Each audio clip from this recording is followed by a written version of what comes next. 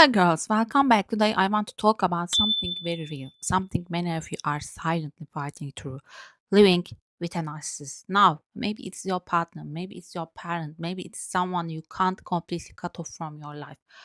Whatever the case, you already know this is not just difficult, it is exhausting, confusing, and sometimes it feels like your soul is being drained drop by drop.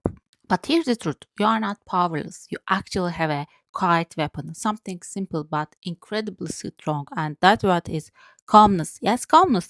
Just 8 letters, but inside those 8 letters live the keys to taking back your power. Let's start with the reality. Living with a narcissist isn't just a relationship, it's an emotional battlefield. Every day feels like walking on eggshells, right? You never know when the next explosion is coming. One moment they are charming, funny, even loving. The next they are cold, dismissive, cruel, or worse. They twist everything to make feel crazy. And that's the point. That's what narcissistic abuse does. It confuses you and make you doubt your own mind. They don't want peace. They want control. And the fastest way to get control is to make you react. And that's the point. That's what narcissistic abuse does. It confuses you, destabilizes you, and makes you doubt your own mind. They don't want peace. They want control. And the fastest way to get control is to make you react. Why they want to react? Because here's something powerful to understand. Every time you cry, explain, justify, or defend yourself, you are giving them emotional fuel, narcissistic feed of reactions. Whether it's anger, fears, guilt, or panic, they poke and provoke until they find your softest spot. And when they hit it, you lose your calm, you lose your focus, you lose yourself. That's why staying calm isn't weakness, it is strategy, it is self protection, it is power, girls. That's why the gray rock method is so important. Some of you might have heard of the gray rock method. It basically means becoming emotional, natural, like a rock, boring, unreactive, predictable, no drama, no fireworks, no reaction.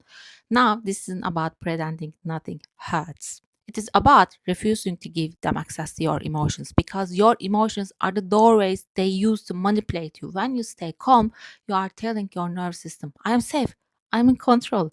And the narcissist hates that because now their old tricks stop working. And girl, this is very important.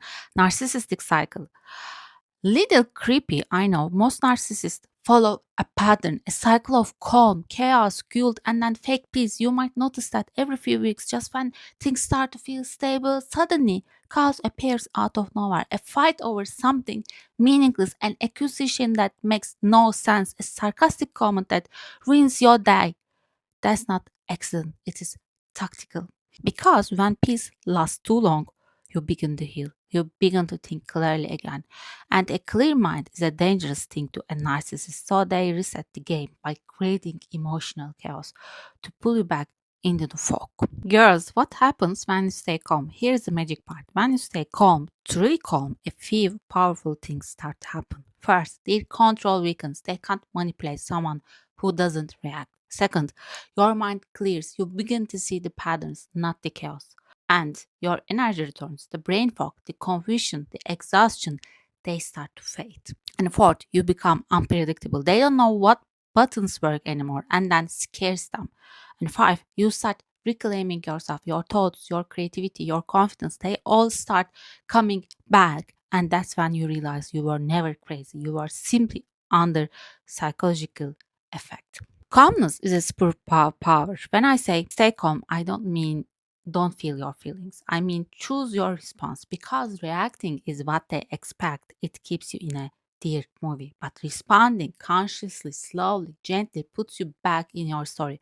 Calmness is not passivity, it is active resistance, it's emotional intelligence. When you refuse to be provoked, they start to panic because your peace exposes their chaos. How to practice calmness daily? Let me give you some practical tools you can start today. First, pause before reacting. When you feel the trigger rise, breathe, count to 10. Don't give them your instant reaction. That's their playground. And journal your emotions privately. Write down what happened and how it made you feel. This helps your brain separate you from their manipulation. Create physical space. If possible, step away, leave the room, go for a walk, wash your hands, anything that breaks the tension. And fourth, use natural language. Okay, I understand that's your opinion. These phrases and conversations instead of fueling them. And finally, find emotional allies. Talk to people who see you clearly. Friends, therapists, support groups. Validation is healing. You are not alone. And why calmness feels so hard? If you ever felt like you can't stay calm, I get it. That's because narcissistic are experts at creating artificial emotions in you. They trigger anger, fear, guilt, feelings that don't come from your true self, but from their manipulations. These are not your organic emotions, they are manufactured storms. And when you start recognizing, oh, this isn't even my real feeling, you begin to separate your authentic self from their chaos. That's when calmness becomes easier because you realize you don't need to fight their storm. You just have to stand still and let it pass. But they know you well. Narcissists often know your weak points, sometimes better than you do. They study you, memorize your triggers, and learn which word hit hardest. For many women, that's motherhood, womanhood, or self worth. They will say things that make you question if you are a good mom, a good partner, a good person. But you need to remember they want that doubt. It is the seed that keeps you small. Once you understand that these words are weapons, not truth, you start to disarm them one comrade at a time. And the mirror trick, when you stop reacting, something amazing happens. They start seeing themselves clearly for the first time because without your emotional chaos reflecting this, there's a just silence and narcissist constant silence. And my friend, silence is like a mirror. It shows them who they really are, and that's unbearable. So they will try harder to provoke you. Stay calm anyway. Every time you do, you are breaking the cycle.